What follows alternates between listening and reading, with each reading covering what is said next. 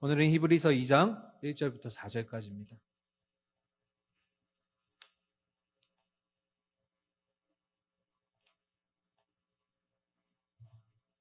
신약성경 히브리서 2장 1절부터 4절까지 4절의 말씀 함께 보도록 하겠습니다. 4절이니까 우리 한 목소리로 읽을까요? 조금 불편하시겠지만 2장 1절부터 4절까지 같이 읽겠습니다. 1절입니다. 그러므로 우리는 들은 것에 더욱 유념함으로 우리가 흘러 떠내려가지 않도록 함이 마땅하니라. 천사들을 통하여 하신 말씀이 견고하게 되어 모든 범죄함과 순종하지 아니함이 공정한 보응을 받았거든. 우리가 이같이 큰 구원을 등한히 여기면 어찌 그 보응을 피하리요. 이 구원은 처음에 주로 말씀하신 바요 들은 자들이 우리에게 확증한 바니 하나님도 표적들과 기사들과 여러 가지 능력과 및 자기의 뜻을 따라 성령이 나누어 주신 것으로서 그들과 함께 증언하셨느니라. 아멘. 자, 할렐루야. 네. 기도의 자리, 찬양이 있는 자리, 말씀과 예배가 있는 자리에 오신 분들 환영하고 축복합니다. 여러분이 일주일 동안 약 10,000분, 하루에 1440분이니까 일주일로 하면 한 10,000분 정도가 되겠죠.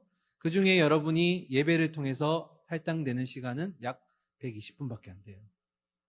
무슨 얘기를 하고 싶냐면 이 짧은 120분의 시간을 하나님께 온전히 집중해서 드릴 수 있기를 원합니다. 아시겠죠? 여러분이 온 것 같이 느껴지지만 사실은 하나님이 여러분을 불러주신 거예요. 환경을 허락해 주시고 여러분이 마음을 딱 다지고 말씀 들을 수 있는 자리로 불러주신 거예요. 그러니까 왔다가 그냥 가지 마시고 오늘도 말씀 딱 마음에 새겨서 삶의 자리로, 순종의 자리로 나아가기를 바랍니다. 아시겠죠? 네. 아시겠죠? 네. 지난주 수요일에 제가 잠깐 설교를 했었는데요. 혹시 방송시 준비됐나요? 네. 중요해서 제가 여러분하고 한 번 더 나누려고 하는데요. 제가 인터넷에 이렇게 찾다 보니까 기독교인이 꼭 기억해야 될 7가지 태도에 대해서 정리를 잘 해주었더라고요. 제가 앞부분을 읽으면 여러분은 뒤에 딱 한 단어만 읽으면 됩니다. 같이 읽도록 하겠습니다. 큰일 났네. 내가 눈이 안 좋아서. 자, 같이 해봅시다. 첫 번째, 흔들리지 말 것. 두 번째, 게으르지 말 것. 세 번째, 교만하지 말 것.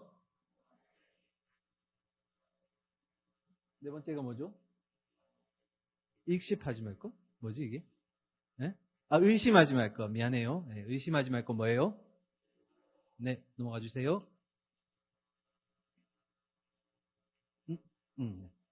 자, 다섯 번째, 두려워하지 말 것. 여섯 번째, 불평하지 말 것. 일곱 번째, 비판하지 말 것. 여덟 번째, 마지막, 내 힘으로 하지 말 것, 성령으로. 외우시진 못하더라도 우리가 어떻게 살아갈지에 대해서 아주 잘 요약했으니까 한 번쯤 여러분과 나누고 싶었어요. 그래서 내 힘이 아니라 성령으로, 불평불만하기보다는 주어진 것에 감사하는 것으로 그렇게 살기를 소망합니다. 서두가 길죠? 그 말은 오늘 본문의 내용이 짧다. 하지만 시간은 똑같다. 자, 그러면 오늘 이제 히브리서 2장을 시작합니다. 네 번째 시간인데요. 히브리서 2장의 시작을 보시면 한 단어 접속사로 시작합니다. 뭐죠? 그러므로. 이 그러므로라는 단어는 모든 1장의 내용을 포괄적으로 담고 있는 말입니다. 그 말은 즉슨 여러분이 1장을 잘 이해하셔야만 이 2장의 내용으로 들어갈 수가 있다. 그래도 복습을 조금 해야겠죠? 짧게 한 1, 2분 정도만 복습하겠습니다. 자, 히브리서를 받는 수신자들은 누구였죠? 히브리인들은 히브리인들인데 유대교에서 기독교로 개종한 히브리인들, 그죠? 그런데 이들이 당면한 문제들이 있었어요. 저는 크게 2가지로 보는데요. 첫 번째는 외적인 핍박, 그리고 두 번째는 내적인 핍박, 어려움들. 그러면 외적인 어려움은 뭘까? 첫 번째는 동적인 유대인들이 너희 기독교가 믿는 예수 그리스도라는 분은 하나님이 아니야. 오직 하나님은 유일신 한 분이셔. 그러니까 유대교로 다시 돌아와. 이걸 한문으로 하면 이제 회유라고 합니다. 돌아오도록 만드는 것. 유대교로 돌아와라. 그리고 두 번째는 당시에 이스라엘 백성들이 로마의 속국에 있었죠. 근데 로마가 원하는 건 한 가지였어요. 너네 하나님 믿어도 괜찮아. 그런데 하나님 믿으면서 동시에 로마 황제도 섬겨. 그러면 인정해 줄게. 그런데 이 기독교인들은 그것을 따라갈까요? 안 따라갈까요? 타협할 수 없죠. 그래서 결국 어려움에 직면하게 돼요.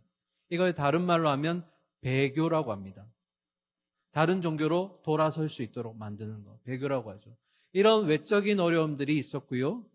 두 번째는 내적인 어려움은 지난주에 했습니다. 천사 얘기하면서 했었는데요.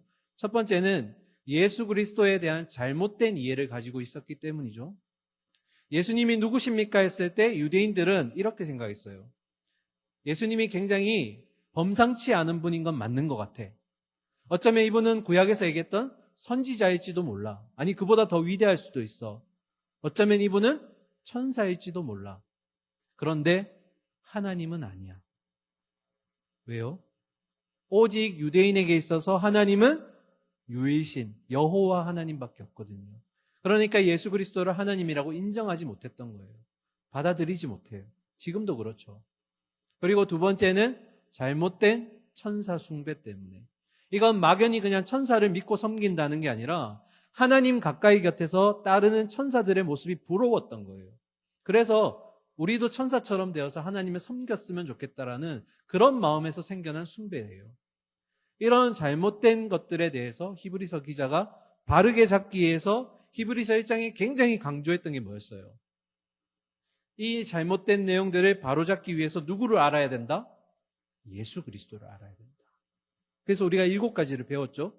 그런데 이 7가지를 배우는 것으로 끝나는 게 아니라 그것이 우리의 삶의 자리로 신앙의 고백으로 흘러가는 것이 굉장히 중요했죠.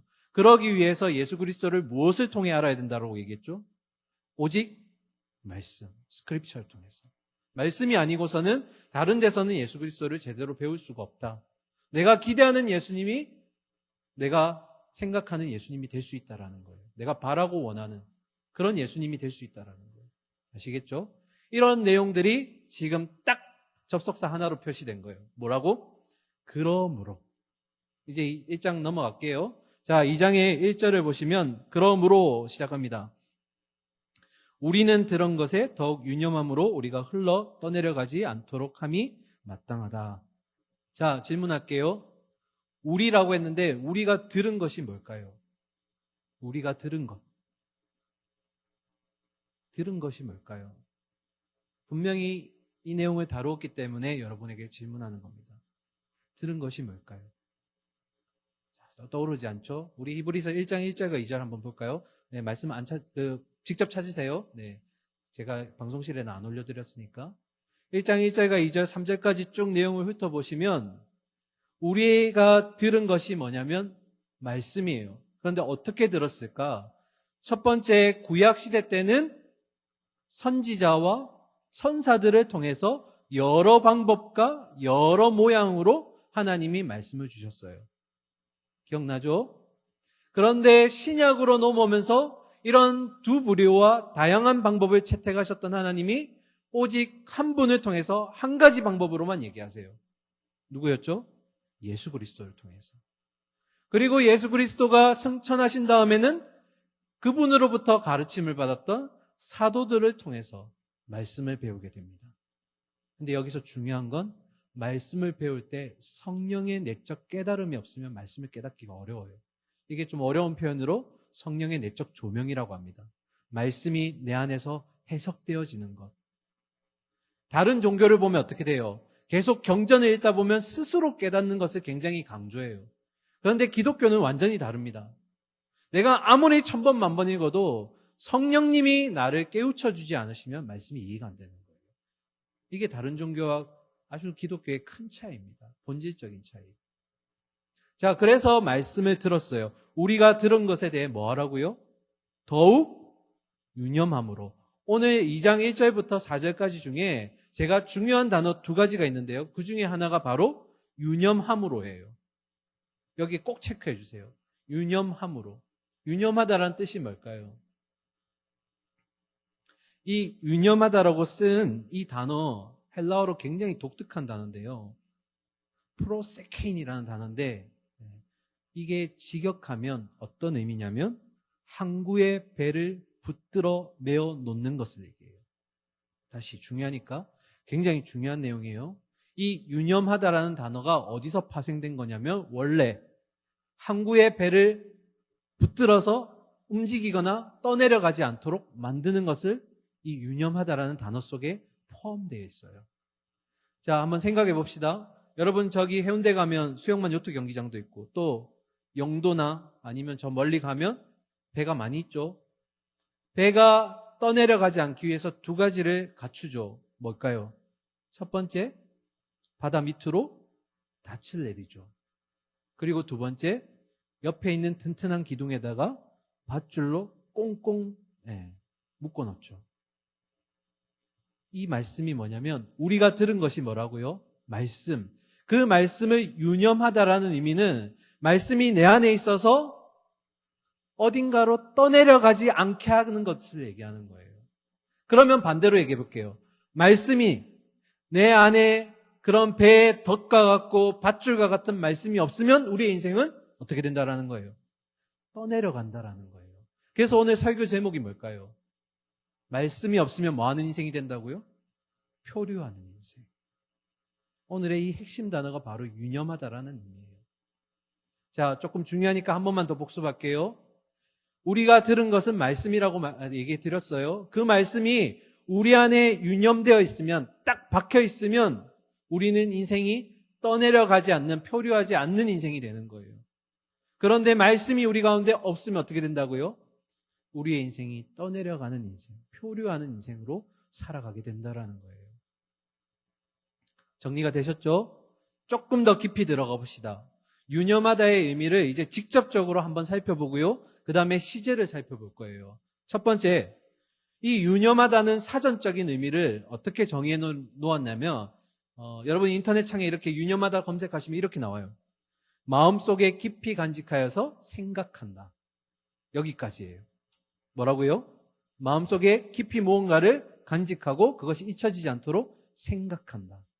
그런데 중요한 건 성경적 의미로 이걸 바꾸게 되면 한 단어가 추가됩니다. 그게 뭘까? 성경적 의미의 이 유념하다는 것은 하나님 말씀에 대해 뭐 한다고요? 청종이라는 단어가 들어가요.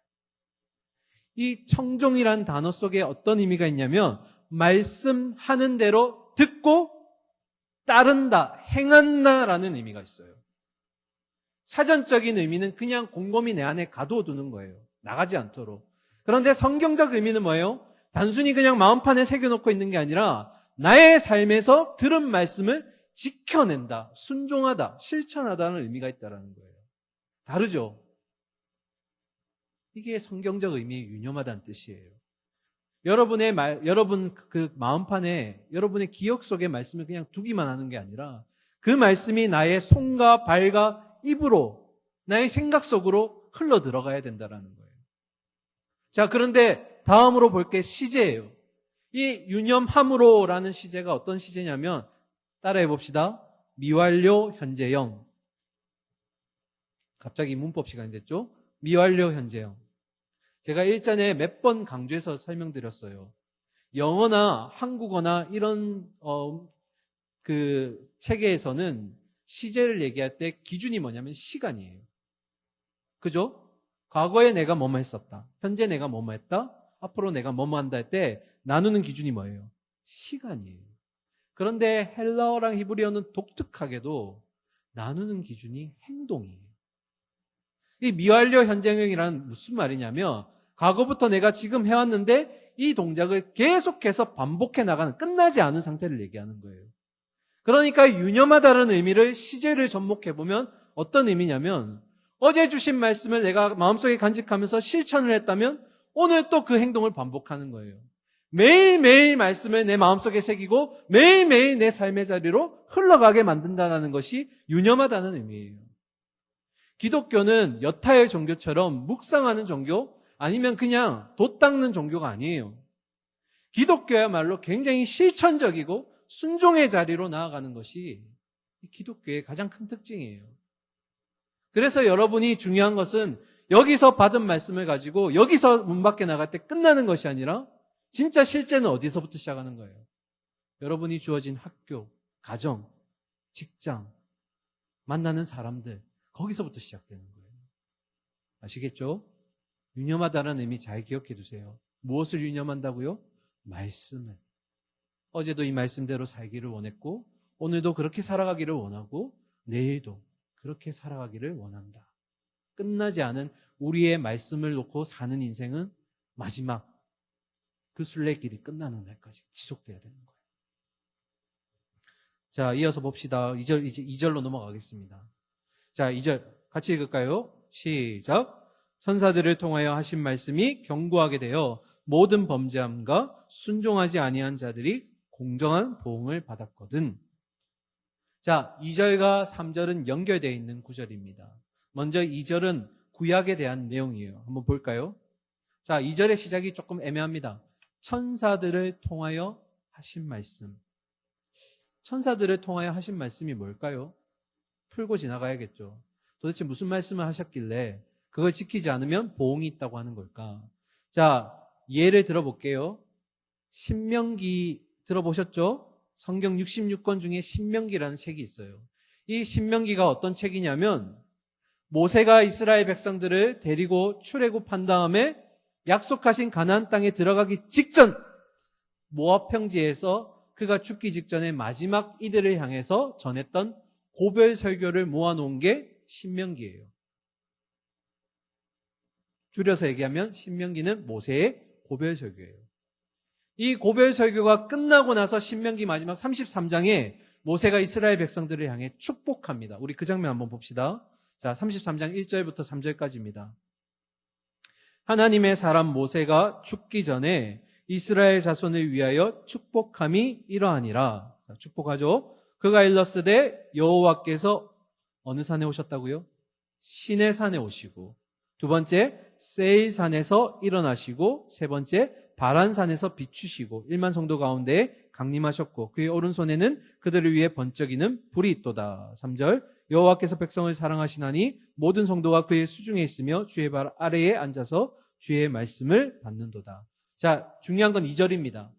2절에 보시면 자, 세일산하고 바란산은 조금 여러분에게 낯선 단어고 중요하지 않아요. 시내산만 보겠습니다. 하나님이 시내산에 어떻게 하셨다고요? 오시고라고 되어 있어요. 기억나나요? 출애굽기 19장부터 시작되는 이스라엘 백성들이 하나님과 만나고 십계명을 받는 그 자리를 얘기하는 거예요. 그죠?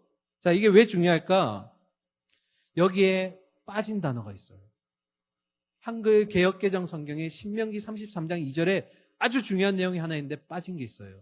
제가 어디서 찾았냐면 다른 버전, 표준 세번역이라는 버전 성경에서 봤는데요. 한번 화면 띄워주실까요? 제가 읽어볼게요.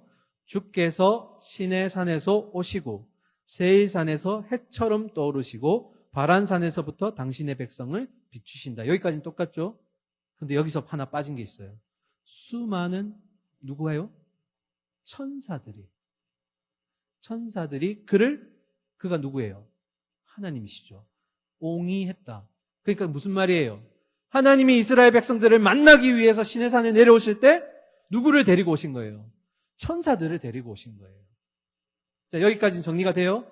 그럼 넘어갑시다. 천사들이 데리고 내려왔는데 그럼 그 천사들의 역할이 뭘까요? 이걸 답한 사람이 누구냐면 신약에 와서 스데반이에요. 스데반 집사 기억나나요? 여러분은 스데반 집사하면 맨날 돌 맞아 죽은 것만 생각하죠. 스데반 집사의 그 설교, 마지막 죽기 직전에 7장의 그 설교는 정말 이 땅의 어떠한 설교보다 뛰어난 설교고 구약의 역사를 너무너무 함축적으로 잘 설명한 설교문이에요. 그때 스데반이 7장에서 이렇게 얘기합니다. 한번 볼까요? 여러분이 답을 찾으셔야 될 건 뭐예요? 시내산에 하나님이 강림할 때 천사들을 같이 데리고 오셨는데 그럼 그 천사들의 역할이 뭔가? 그 답을 찾으셔야 돼요.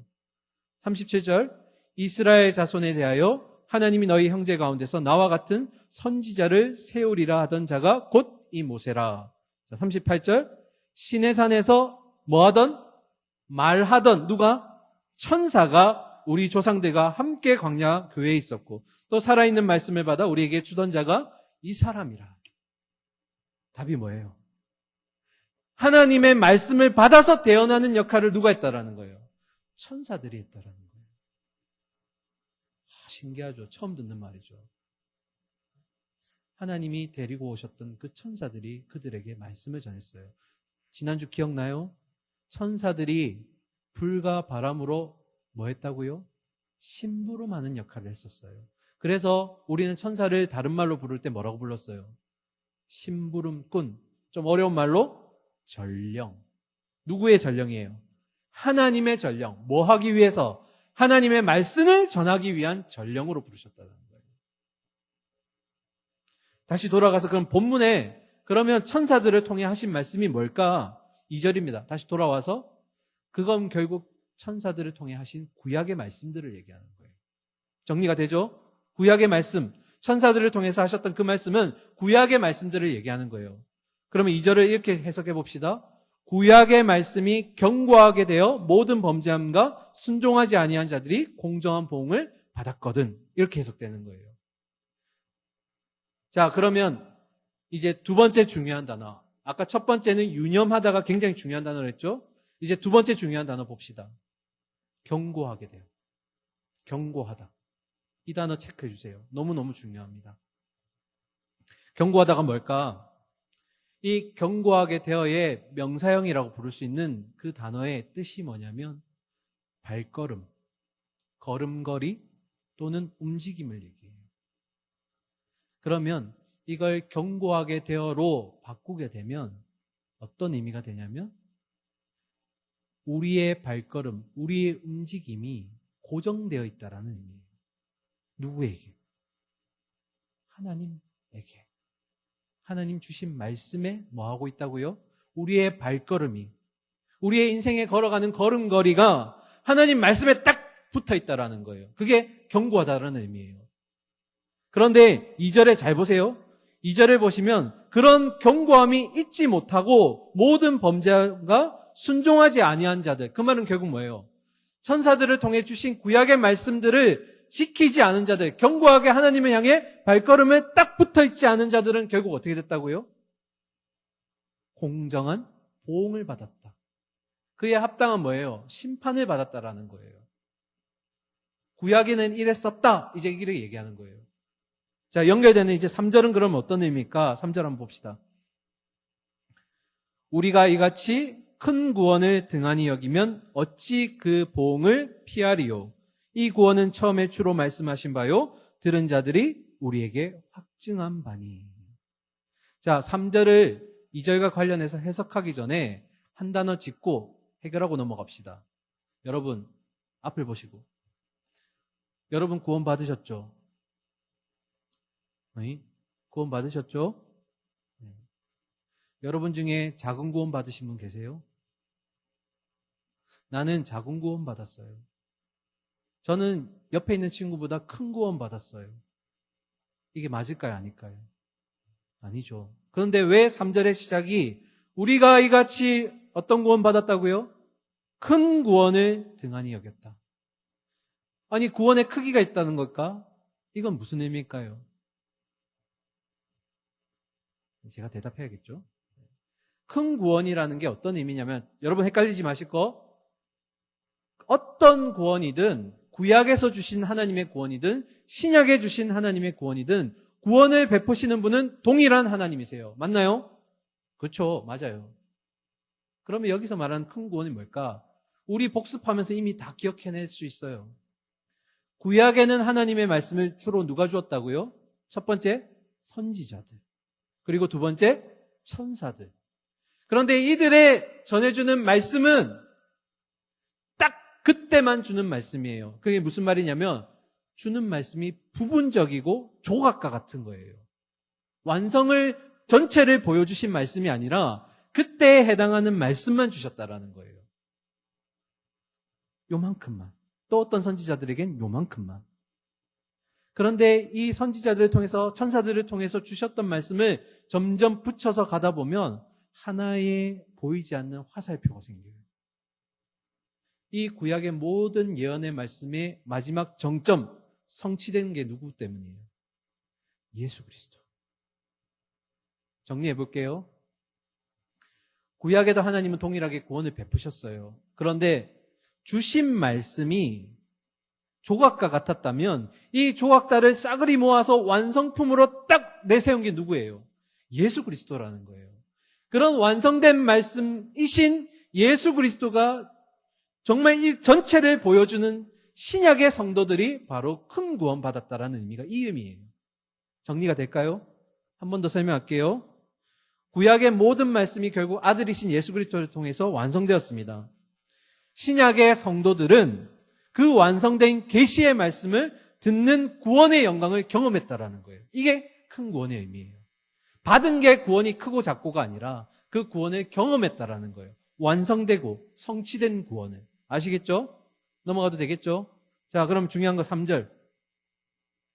우리가 이같이 큰 구원을 뭐 하면요? 등한히 여기면 어찌 그 보응을 피하리요. 이 3절 말씀 굉장히 어려워요. 2절과 관련된 것 같은데 해석하려니 참 어려워요. 그래서 또 다른 버전 성경을 막 찾아봤어요. 여러분이 어떻게 하면 이해할 수 있을까? 그 답을 어디서 찾았냐면 들어보셨나요? 현대어 성경이라는 책을. 성경이면 성경이지 뭐 이렇게 버전이 많아요.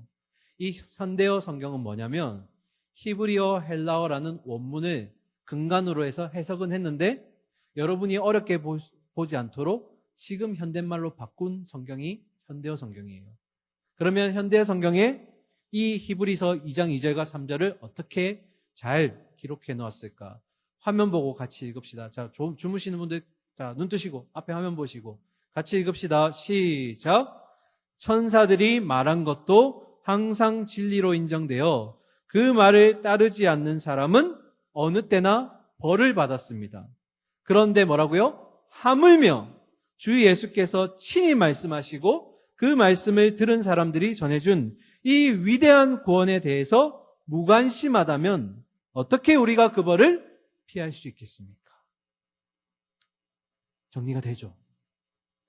구약의 천사들을 통해서 아주 단편적으로 부분적으로 보여준 그 말씀을 지키지 않는 자들도 심판을 받았는데 그 말씀의 완성자이신 예수 그리스도가 전해주는 그 말씀을 부여잡지 않는 자들, 발걸음을 고정시키지 않는 자들, 그들은 당연히 그 벌을 피할 수가 없다라는 게 지금 히브리서 기자의 설명인 거예요. 이 말씀이 얼마나 무서운 말씀이에요. 우리가 지금 신약의 시대를 살아가면서 예수 그리스도가 주신 말씀으로 살아가고 있잖아요. 여러분이 이 말씀에 불순종하면 결과가 뭐라는 거예요? 그에 상하는 징벌과 심판을 받게 된다는 거예요. 무서운 말씀이에요. 자, 이제 거의 다 와갑니다. 자, 3절 마지막 부분 해결합시다. 이 그 큰 구원이라고 설명된 이 구원의 말씀은 증거를 가지고 있어요. 이게 그냥 구원만 있는 것이 아니라 이 구원은 분명한 확실하다는 의미에서 자체적인 증거를 가지고 있어요. 우리 이걸 내적 증거라고 얘기하죠. 말씀 안에 있기 때문에. 자, 3절의 하반절을 보시면 그 큰 구원은 뭐라고 소개되어 있냐면 첫 번째, 주로 말씀하신 바요. 보이시나요? 3절의 중반절 보시면 이 구원은 처음에 누가 말씀하셨다고요? 주가, 예수 그리스도가 이 땅에 오셔서 직접 하신 말씀이시다. 이게 증거 1. 그리고 두 번째, 들은 자들이 우리에게 확증한 바다. 들은 자들이 누굴까요? 예수 그리스도께 말씀을 들은 자들, 배운 자들이 누굴까요? 그렇죠. 제자들, 사도들. 이게 두 번째 증거예요. 첫 번째는 친히 이 큰 구원에 대해서 예수님이 말씀하셨고 직접.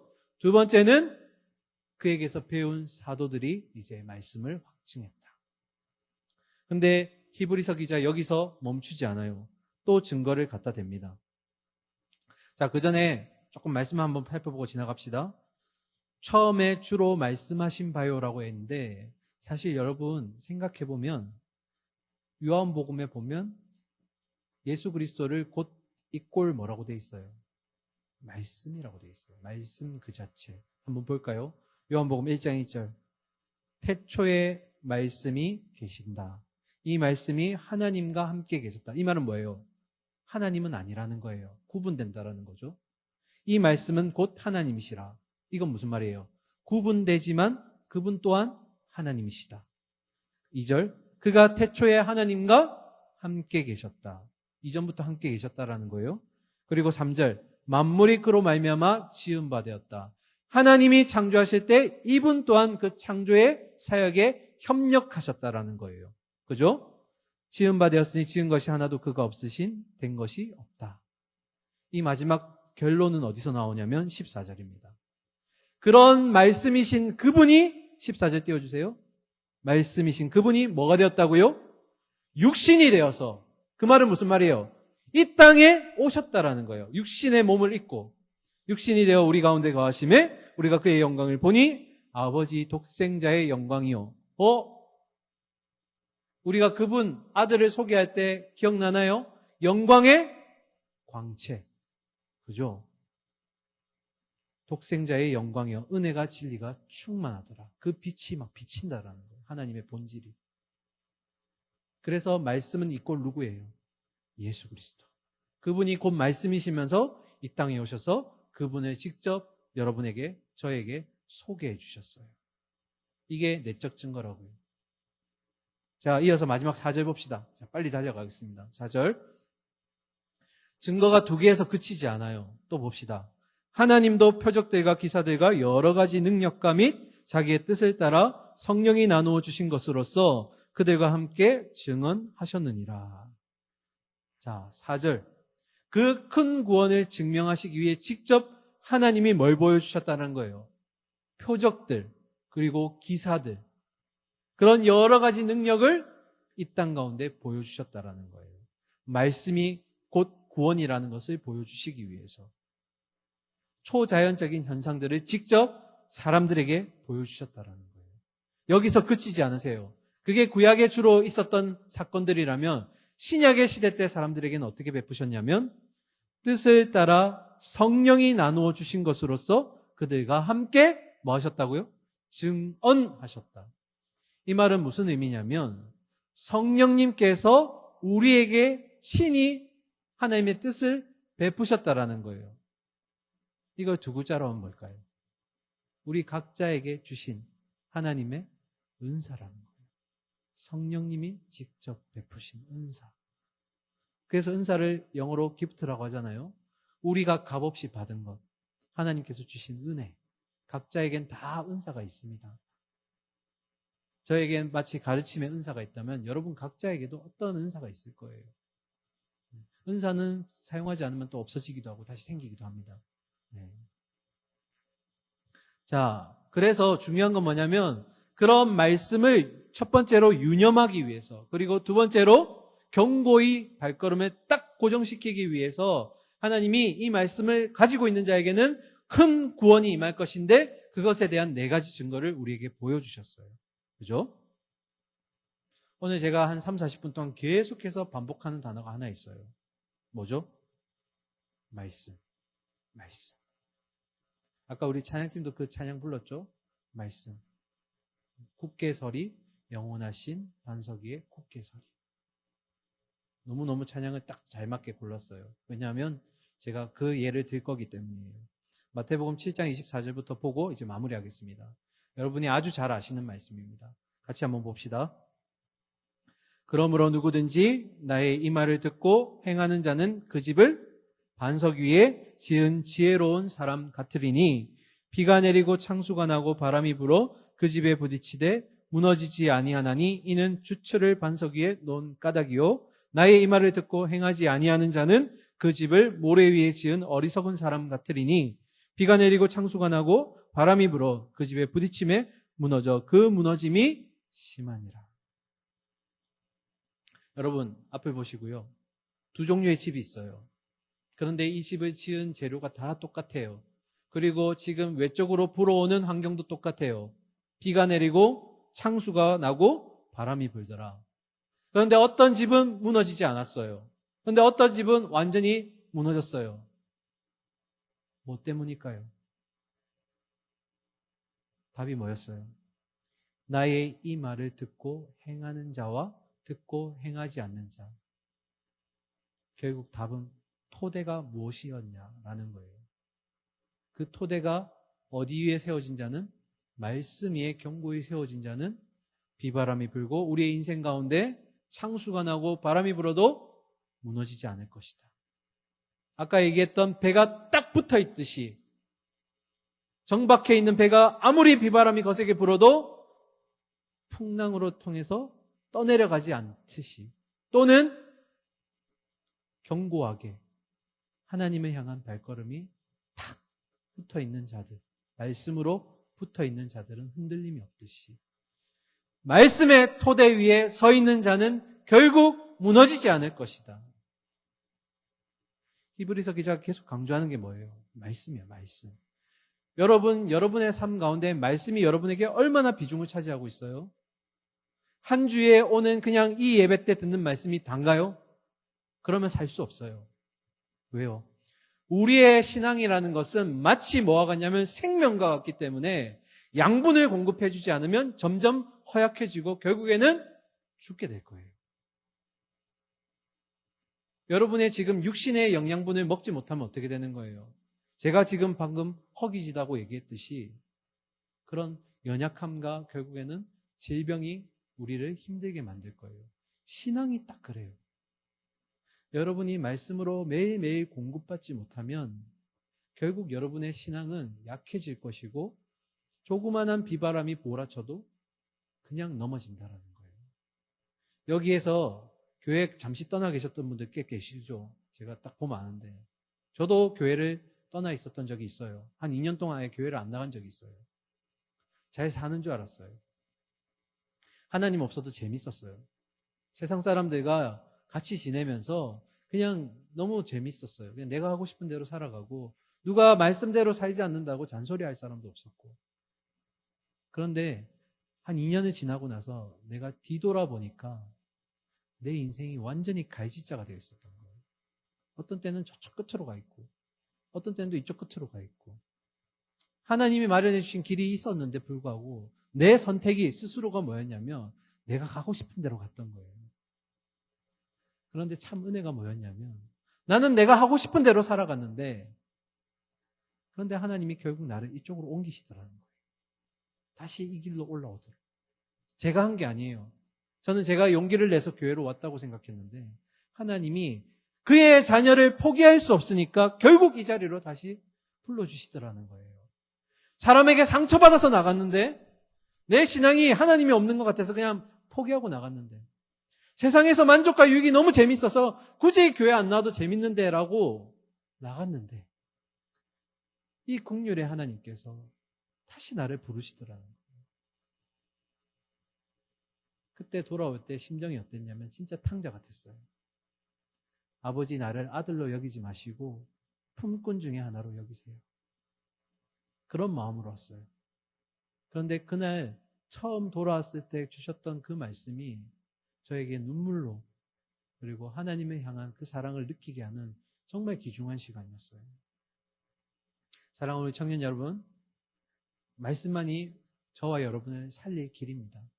그리고 말씀이 여러분의 인생을 살아가는 데 있어서 유일한 설명서입니다. 여러분이 마지막 히브리서 기자가 얘기했던 그 유업을 받는 그 순간까지 그 유업의 자리로 갈 수 있도록 만들어주는 게 결국에는 말씀이라는 거예요. 그런데 이것만 강조하고 마칠게요. 말씀이 여러분 안에서 머물면 안 돼요. 내가 삶 가운데서 이 말씀을 어떻게든 지켜보려고 처절하게 해보셔야 돼요. 그래서 순모임 할 때 이런 내용이 반복되면 안 되는 거예요. 내가 다음 주에는 말씀대로 한번 살아보겠습니다 하고 지난주에 얘기했는데 다음 주에 와가지고 말씀대로 살지 못했어요. 다음 주엔 또 해봐야죠. 쳇바퀴 돌듯이 늘 결단만 하는 거예요. 우리 한국교회의 가장 큰 문제이고 청년들의 가장 큰 문제가 뭐냐면 결단만 하고 반복만 후회만 한다는 거예요. 돌아오는 이번 새로운 한 주, 여러분에게 주어진 다시 돌아오지 않는 그 새로운 한 주, 여러분에게 만분이라는 시간이 주어졌는데 여러분 어떻게 사시겠어요? 그 만분의 시간을 하나님이 주신 그 설명서, 그 말씀을 붙들고 살아가심으로써 그 말씀이 여러분을 살리는 양식이라는 것. 여러분이 다른 곳으로 흘러 표류하지 않는 인생이 되도록 버팀목이 되어준다는 것을 기억하시면서 늘 말씀을 곁에 두시고 그리고 말씀을 지키기 위해서 애쓰시는 저와 여러분이 되기를 간절히 소망하고 축원합니다. 아멘. 이 시간 찬양하고 우리 결단의 자리로 나가겠습니다.